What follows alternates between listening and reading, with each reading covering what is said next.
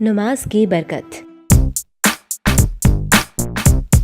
Aslam school से वापस आया तो बहुत परेशान था। आते ही वो टीवी लाउंज में बैठ गया और रोने लगा। उसकी अम्मी कुछ काम खत्म करके बाहर निकली तो उनकी नजर अपने लाडले बेटे पर पड़ी, जो अपना बस्ता जमीन पर फेंके पलंग पर बैठकर ज़ारो कतार रो रहा था। वो बेकरार होकर असलम के पास आकर बैठ गई और उससे रोने की वजह पूछी तो उसने उन्हें रोते हुए बताया, अम्मी मेरी सुबह ही खराब थी। सुबह सुबह बारिश होने लगी थी और मेरी आंख भी देर से खुली, जिसकी वजह से मैं स्कूल वक्त पर ना पहुंच सका और टीचर से डांट पड़ी। आज हमारा टेस्ट भी था, मैं तो पहले ही सब कुछ भूल गया था, जिसकी वजह से टीचर से मार पड़ी। हाफ टाइम में मेरी एक लड़के से लड़ाई हो गई, मैंने उसे मारा और उसने भी मुझे मारा। फिर ये हुआ कि स्कूल से वापसी पर कुछ शरारती लड़कों ने मुझे धक्का दे दिया, जिसकी वजह से मेरा पाँव कीचड़ से भरे घड़े में चला गया और मेरा जूता गंदा हो गया। ये कहते हुए असलम ने अपने जूते की तरफ इशारा किया और फिर बोला, अम्मी सुबह से मेरे सारे ही काम उल्टे हो गए। अम्मी ने कुछ देर तक असलम को गौर से देखा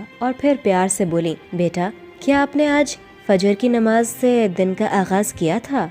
ये सवाल सुनकर वो शर्मिंदा हो गया। अम्मी उसे समझाते हुए बोली, अल्लाह ने हम पर 5 वक्त की नमाजें फर्ज की हैं, जो हमारी बेचैनी को सुकून में बदल देती हैं और जन्नत में दाखिल होने का जरिया भी है। अगर आप फजर की नमाज से अपनी सुबह का आगाज करते तो अल्लाह आपसे खुश भी होता और आपकी हिफाजत अपने जिम्मे लेता। इसलिए बेटा अपने आप को नमाज का पाबंद कर लो। अम्मी का इतना कहना ही काफी था। वो उठकर जाने लगा तो उसकी अम्मी ने पूछा, बेटा कहाँ जा रहे हो? असलम ने जवाब दिया, अम्मी मैं कपड़े तब्दील करके मस्जिद जाऊंगा और अल्लाह से इतनी देर दूर रहने की मुआफी भी मांगूंगा और उसका शुक्र अदा करूंगा कि उसने जल्द ही मुझे सीधी राह दिखा दी। असलम की अम्मी उसे जाता देखकर खुशी से मुस्कुरा दी।